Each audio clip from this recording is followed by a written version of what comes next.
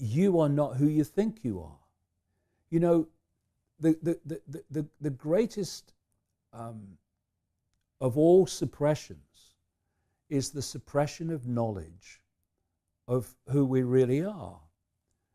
Where I'm coming from is that what we are is a point of attention within infinite awareness. And that point of attention can be just a drop. And that point of attention will say, I'm Ethel, I work at the checkout, that's all I am. I've got no power. I just check out the stuff and go home. I've got no power, me. Everyone else has got the power. Point of attention with an infinite awareness. Or you can expand your understanding and your perception and realize that you can be as much of this infinite awareness as you choose to expand into. And when you do that, your whole perception, the point from which you look at the world completely changes. You've gone from here, I don't understand it, it's all bewildering to me, and suddenly you don't see pixels anymore, you see pictures. You don't see strands, you see patterns, you can see how it all fits together. And the only difference between those 2 points of perception are, I am little me, I am all that is, has been, and ever can be, having that experience. Because this is the basis of the whole hoax. It's to persuade that point of attention that it is what it's experiencing. It's to persuade it that the I is its name, its race, its religion, its life story, its income bracket, its culture. No, that is not who we are. That is what we are experiencing. But the whole hoax, and the postage stamp consensus, of course, is fundamental in this, is to pull that point of attention into 5 sense reality. So it perceives only basically 5 sense reality. At which point everything seems limited, everything seems I can't, it's not possible. And people self-identify, this is what I call phantom self-identify with what they're experiencing. Now, once you get there, you're in the land of it's not possible, but you're also in the land of infinite possibility to divide and rule the target population and play the target population off against each other, so that we're fighting each other over race and religion and income and all that stuff, while the same strings are being held by the same hands of everybody.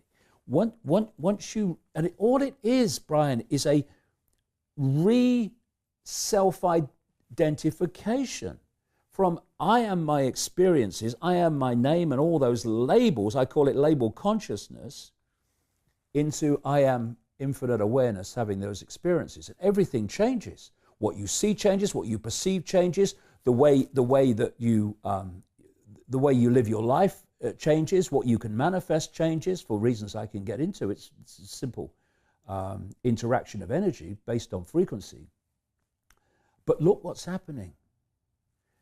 These labels now are being subdivided into the minutiae of self-identity, to the point where we now have lists of letters like a game of Scrabble to describe self-identity. I am an LBGGG. This is not about whether you are sexually attracted to the same sex.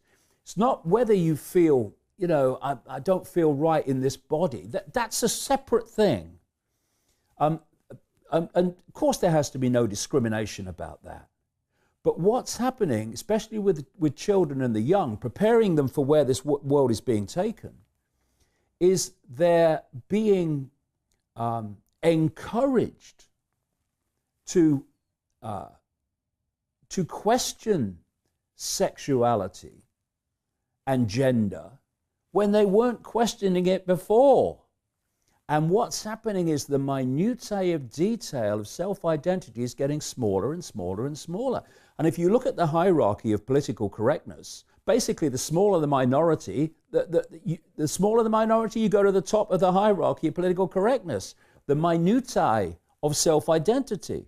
And what this is doing is pulling self-identity, I am infinite awareness, all that's been, has been, and ever can be. I'm a point of attention within infinite possibility.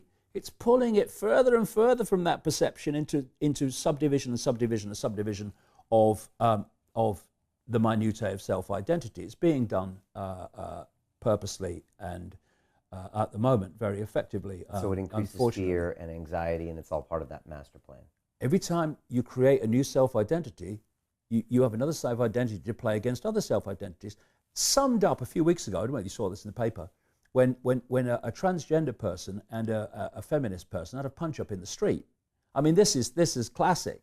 And just more and more fault lines to divide and rule us. But once you re-self-identify, yes, I am a point of attention with infinite awareness, but so are you of the same infinite awareness.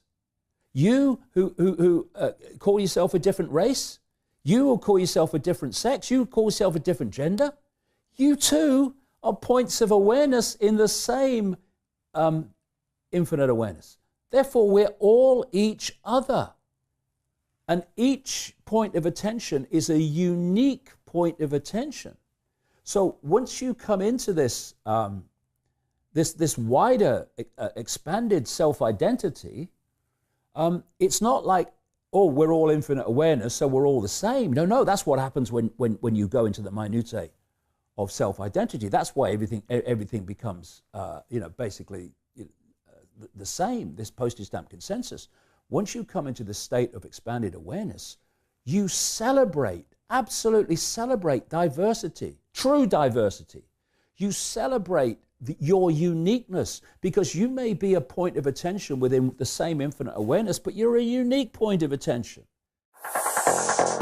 Continue watching this fascinating conversation for free by clicking on the link below to visit our website, learn from the best minds in the world, and connect with a community of passionate people building the best versions of themselves.